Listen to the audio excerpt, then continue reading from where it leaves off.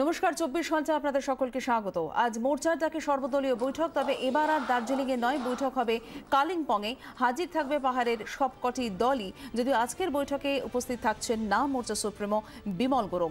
কালিম্পং থেকে আমাদের সঙ্গে সরাসরি রয়েছেন আমাদের প্রতিনিধি মৌপিয়া নন্দী। মৌপিয়া, পাহাড়ের সব রাজনৈতিক দলকে কি এক জায়গায় ধরে রাখতে আজকে মোর্চার তরফ থেকে স্ট্র্যাটেজি কি হতে চলেছে?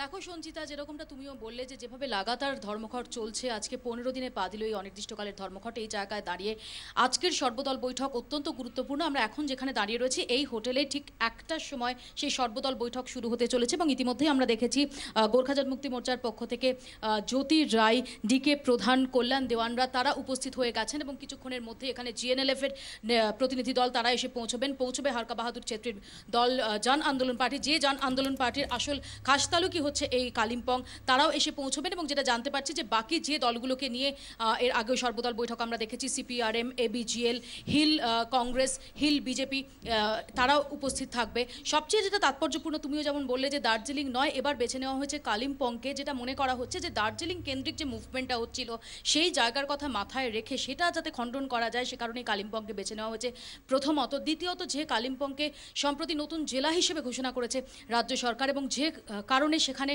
খুব স্বাভাবিকভাবেই রাজ্য সরকারের প্রতি একটা নরম মনোভাবও রয়েছে, এই এতগুলো দিক মাথায় রেখে দ্বিতীয়ততে জ্যাপের এটা অন্যতম খাস তালুক, তাদের কথা মাথায় রেখে, কারণ যে অভিযোগটা বারবার অন্য দলগুলো করেছে যে মুভমেন্টটা দার্জিলিং কেন্দ্রিক হচ্ছে, সেগুলোর কথা মাথায় রেখে কিন্তু কালিম্পংকে নির্বাচন করা হয়েছে। এবং এই কালিম্পংয়ে আমরা দেখেছি যে সাম্প্রতিককালে বেশ কিছুটা ভূমিধসও মুখোমুখি হতে হয়েছিল গোর্খা জনমুক্তি মোর্চাকে, সেই জায়গা মাথায় রেখে কালিম্পংকে বেছে নেওয়া হয়েছে। কিন্তু কালিম্পংয়ে হওয়ার কারণে মোর্চা সুপ্রিমো বিমল গুরুং তিনি থাকবেন না। মোর্চার একটা বড় অংশ তারা চেয়েছিলেন যে পাতলে বাসে হোক এবং বিমল গুরুং তিনি থাকুন।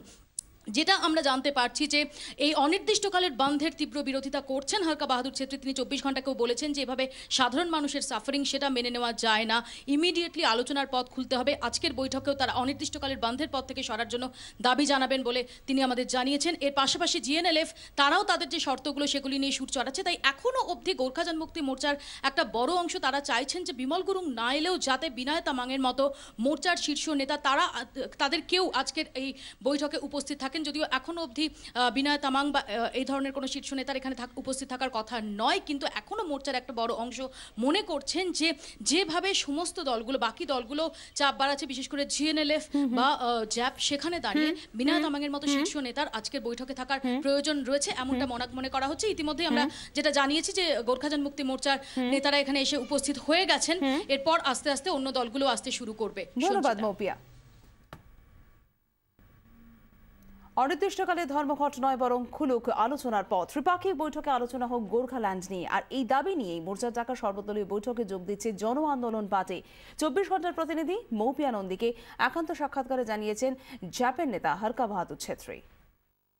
প্রথম সর্বদল বৈঠকে যোগ না দিলেও দ্বিতীয় সর্বদল বৈঠকে যোগ দিয়েছে জন আন্দোলন পার্টি। তৃতীয় সর্বদল বৈঠকের আগে কি ভাবছেন জন আন্দোলন পার্টির সুপ্রিমো হারকা বাহাদুর ছেত্রী?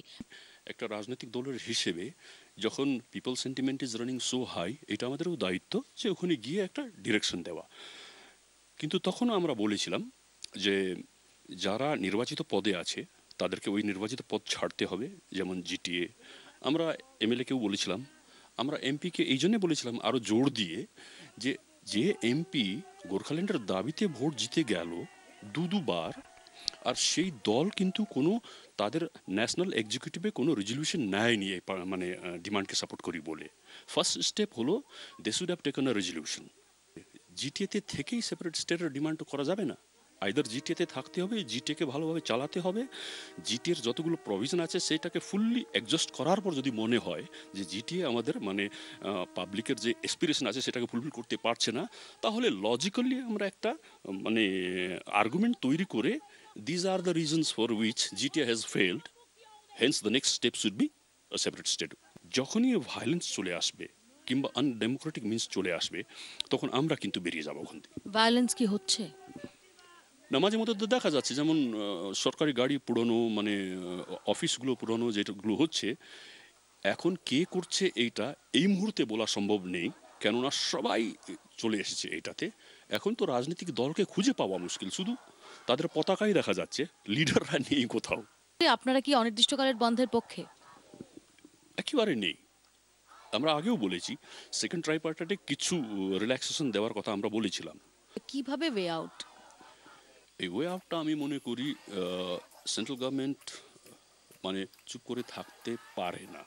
সেন্ট্রাল গভর্নমেন্ট এটা স্টেটের সঙ্গে আলোচনা করো বলতে পারে না। ইমিডিয়েট ইনিশিয়েটিভ নিতে হবে, স্টেপ নিতে হবে, আর ডায়ালগ স্টার্ট করতে হবে ট্রাইপার্টাইট। ওখানে যা হবে হবে। যদি ওরা বলবে যে এটা সেপারেট স্টেট সম্ভব নেই, তাহলে আমরাও ওখানে মানে আমাদের তর্ক নিয়ে যাব যে কেন সম্ভব আছে। But the battle should be fought on the table, discussion table, not on the street. অর্থাৎ সাধারণ মানুষের ভোগান্তির কথা মাথায় রেখে অনির্দিষ্টকালের ধর্মঘট সেটা কোনো পন্থা হতে পারে না, বরং আলোচনার পথ খুলতে হবে এবং কেন্দ্র চুপ করে বসে থাকলেও চলবে না।